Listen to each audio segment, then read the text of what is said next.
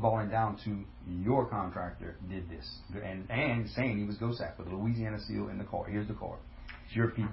So really, the question is: do I need to sue GOHSEP so GOHSEP can bring them in as a third-party defendant, or will GOHSEP just go ahead and bring them to the table now? But I think the way some things were said, even through Senator Mills, that it's at the point where it almost has to legally be done. It almost helps GOHSEP by it's almost a help to them. Suing them, they say, okay, fine, let's call them as a. Well, then that's the conversation, not do that. The conversation that I need to have sooner than later.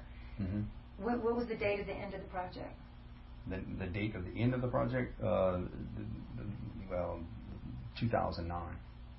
It's really coming close, but to the 10 years. To the 10 years, but saying we need a claim against your contractor. Your contractor already. So my question is, do I have to sue GOHSEP for this money and for an affidavit that was untrue and it was a false affidavit that led to this? It could have been settled a long time ago. Right. So that you can bring in your contractor. Right. You can bring in your contractor, and then at that point, they're just protecting the state, saying we're just protecting the state, and we're being pushed into this because we're getting sued. So the next thing is the state's the person that did this and is their contractor, which their job was to make sure that we weren't doing this, picking this debris up, and they were actually ordering and directing it.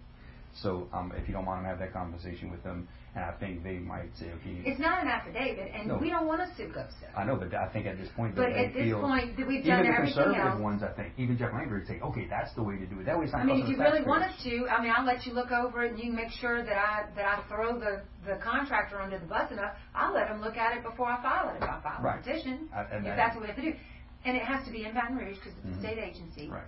And let's do that. And in the pleadings.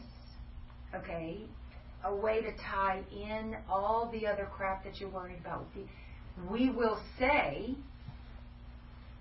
that our ability, that this was ruled. We have since learned since this litigation in Lake Charles, we obtained additional documents, and we've learned that the allegation if we can say that the representations of the district in the litigation were not true, that we have found evidence that was withheld, all this other stuff, but that the bottom line is that you did work for the state of Louisiana, and that the state of Louisiana is not paid.